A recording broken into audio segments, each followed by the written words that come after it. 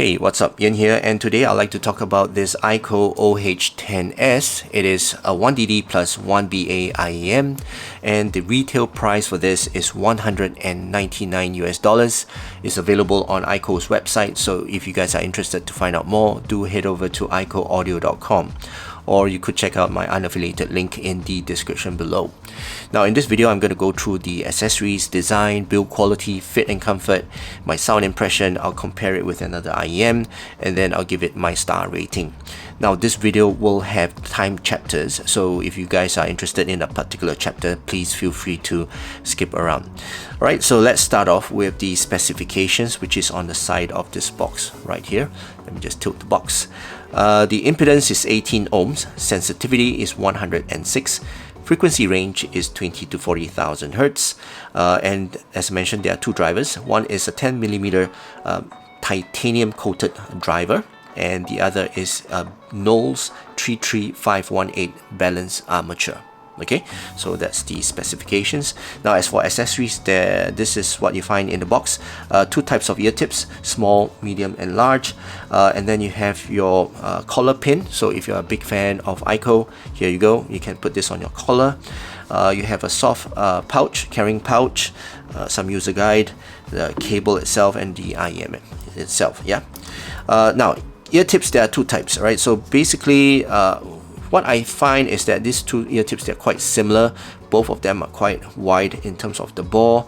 The darker gray one, or darker smoke one, is a little bit wider, but both of them sound quite similar to me. So yeah, it depends on the comfort level of the individual. Okay, so yeah, very nice ear tips. And then you have a carrying pouch. This pouch is a soft pouch. It's not a hard case, so it will prevent your IEM from getting scratches and separate it from your keys and your coins, but it will not prevent it from drops and hard knocks. Okay, but it's very elegant looking, so it depends on individual again. And the cable, right, let's talk about the cable. Cable is a 4-core cable terminated with angled 3.5 headphone jack. It's got a leather cable ties, which I like. It's a nice touch because I hate Velcro. Velcro destroys my shirt. It sticks onto my shirt, and then it pulls the fiber out. Cable's nice and soft, right? It's got a Y splitter here, and the ear hooks are also soft as well. Okay, and it's terminated with a 2-pin, or connected with 2-pin.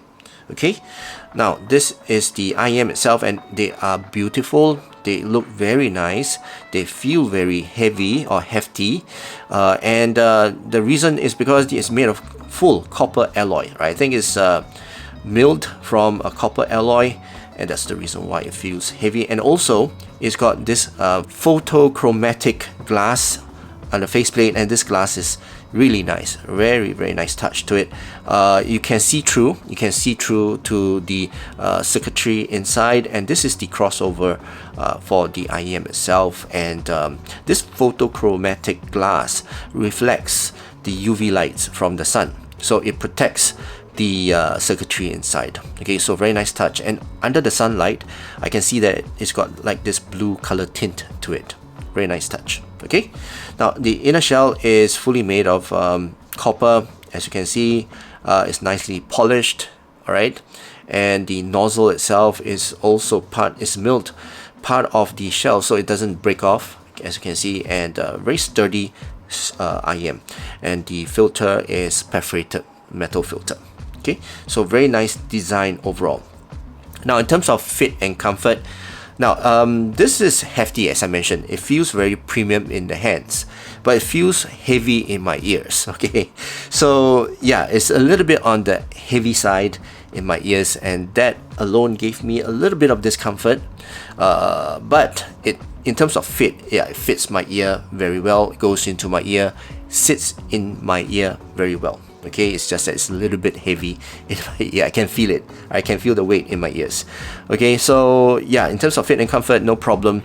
It's not fatiguing. Don't get me wrong. It's not fatiguing. It's not painful. Okay, so it's still okay. It's tolerable. It's just that it feels heavy. Okay, ear tips are fine in terms of the seal. Right, gives me a pretty good seal, and yeah, overall it's a pretty comfortable earphone to wear. Alright, so that's for the accessories, fit and comfort. Now let's talk about the sound. Now for that, let me clear my table and I'll be back. Alright, so I'm back, and let's first talk about the drivability for this IEM. These IEMs are a little bit difficult to drive. You'll need to have a source with an amplification. So I've been using this with my iPhone and my iPads and Android phones, and it would sound better with a dongle, right? A dongle, something like this, that can push out a little bit more power to the IEM. So yeah, you need to have some sort of a dongle or amplifier to open up the sound. Now, in terms of gear matching, I would recommend gears that are warm, fun, casual, analog sounding type of gear, and they are, well, for players, I would suggest iPods. They sound rounded. It will give this IEM a bit more of a rounded sound, which is good. It's quite a good match for this. And also the FC6, which is a dongle, right? A warm dongle that gives it a very analog and musical sound. Okay, now gears that I don't really recommend are those neutral sounding source, like the M15s and the M15. These are a little bit more too neutral for it, and it's a bit more dry.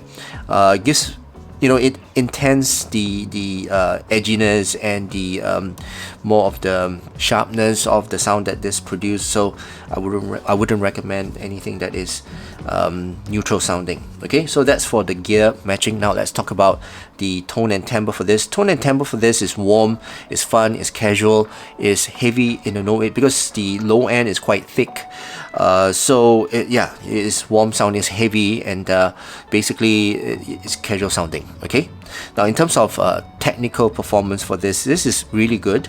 Soundstage is not the biggest, it's not the widest or most spacious soundstage. It's got good width to the sides and good separation as well, but it's quite intimate in terms of the soundstage.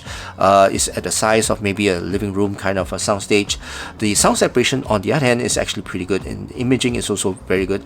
The sonic transfers from left to right channel is very noticeable. I can track it with my senses, and also I can identify the location or the position of my instruments quite precisely. Okay, so sound separation is really good as well. Now in terms of the detail retrieval on this I would say it's clear, right? It's got good detail retrieval. It's just that it's being veiled by the bass, right? The bass is a very prominent and very thick bass, and the bass does veil that details, and it's not a detail monster, to be fair. It's more of a casual and fun sounding type of listening experience. So yeah, not a very detailed monster. Now in terms of resolution is very clear, right? It's a good resolving IEM, and overall performance of this is definitely above its $200 price point. Okay, so that's for the technicalities of this IEM. Now let's talk about the sound signature. Let me bring up my graph for this. Alright, so this is the sound signature of the oh10s, and as you can see, it's got emphasis on the lower end and emphasis on the upper end as well, and that creates like a V-shaped, and this is a very typical V. So it's fun, right? It's fun, it's casual sounding. It's not much detailed because all the mids are being recessed and veiled by the bass. Okay, now the sub bass is really good. It's got a very thick rumble, a very thick and firm rumble, and I find that authority of the rumble is really good. Alright, so yeah, very nice low end. The mid bass, on the other hand, is even more firm, right, and it's even more prominent as the sub bass. So mid bass is very thumpy, and the slam is so hard that it, man, the punch is so very impactful mid bass, and at the same time is heavy in the note weight, so a very heavy punch and very thick punch as well. So I feel the bass here is not a bass hit level, don't get me wrong, but I find that the mid bass is so impactful that at times some of my tracks, especially rock bands, they sound really immersive when I'm listening to those tracks. Okay, now in terms of my mids are recessed, of course. Instruments, they are veiled by the bass. Pianos, violins, and my trumpets, they all, I mean, they sound clear, right? They sound clear. It's just that they are being blanketed by the bass. So very fun IM. And it's the details are being veiled lah, basically. But it's got a warm sound.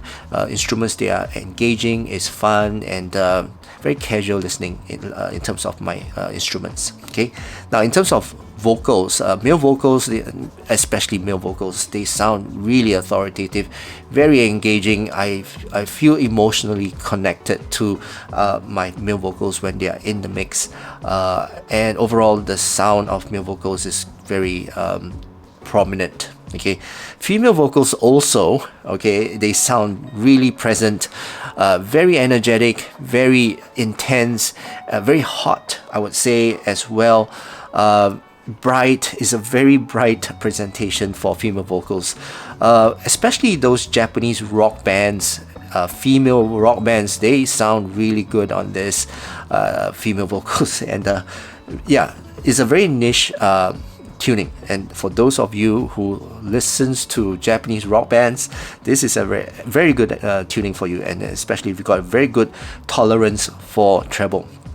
All right, now the treble here, as we are talking about the treble, now the pinna gain to the treble is quite intense. Okay, it's hot, it's in your face type of treble, and I would say this is, you know, it gives the female vocals that spiciness, and also electric guitars as well, that hotness and that intensity. So yeah, for those of you who again likes this type of intensity, this is actually a very good IEM.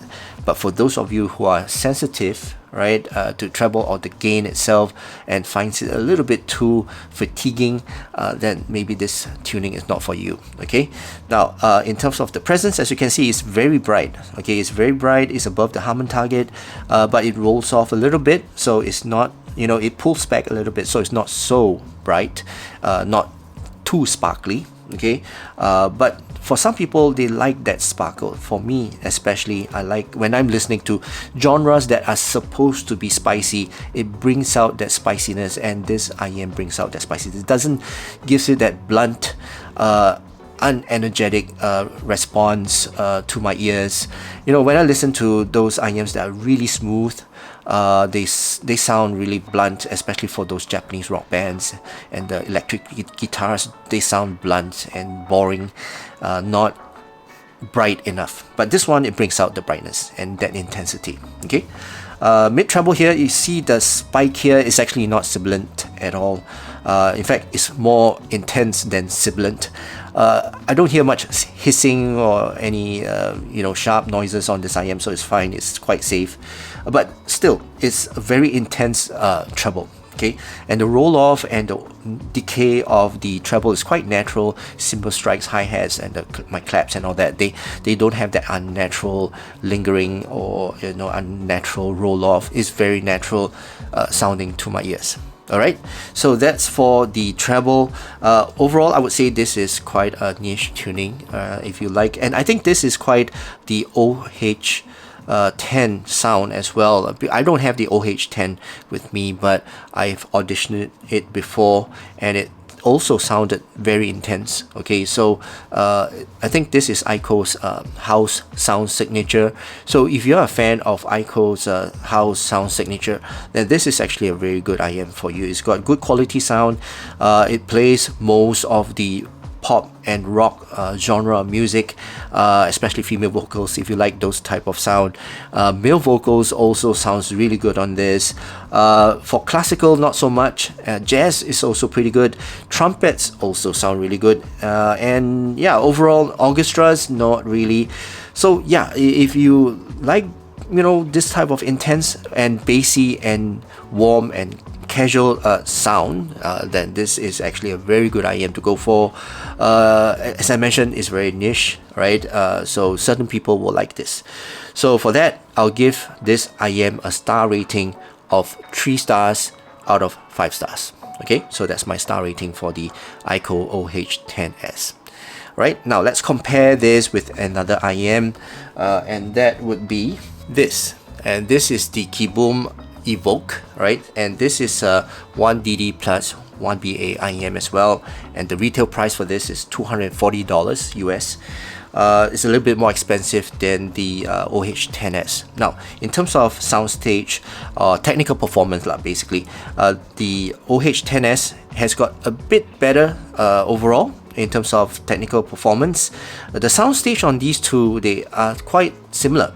It's just that this one has got a little bit more air, bit more airiness to the soundstage as compared to the Evoke. Now the detail retrieval, both are about the same. Maybe the Evoke has got a bit more details, a bit more nuances over the oh10s, and overall resolution is quite similar. Now in terms of tuning, let me just bring out this. Right, so this is the Evoke tuning, and as you can see, the oh10s, which is the red line, alright, is got more bass shelf as compared to the Evoke. Evoke is more harmonish and it's darker in terms of the tuning. It's not as bright and it's not as energetic as the oh10s. So with this tuning, I would say it appeals to a different market. Now if you want something more balanced tuning, you can listen to most of the genre of music without having a quirky or unusual sound or unnatural sound, then the Evoke may be your choice. But if you want something more intense with the bass, then it will be the oh10s. So if you look at the treble here, I mean the difference here is actually the bass and the treble. And the treble, as you can see, the blue line is below the Harman Target. Makes this Evoke a little bit dark, okay, a bit dark, not so energetic, at the same time not so bright, okay. But overall, you know, I would say again, if you are sensitive to treble, this would be a good IEM to go for. But if you love the intensity, that treble itself, that energy, then the oh10s would be your choice, okay. Both are good performance, I would say. Both are good performance, just that they are good in their own league, okay. Right, so that's my overall comparison with the Evoke, Keyboom Evoke, and that also concludes my overall review and impression of this Ikko oh10s. So I hope you guys enjoyed watching this video, and if you did, please give this video a thumbs up, and also please don't forget to subscribe to my channel. So that's it for now. I hope you guys have a great day ahead, and I'll see you again in my next video. Cheers.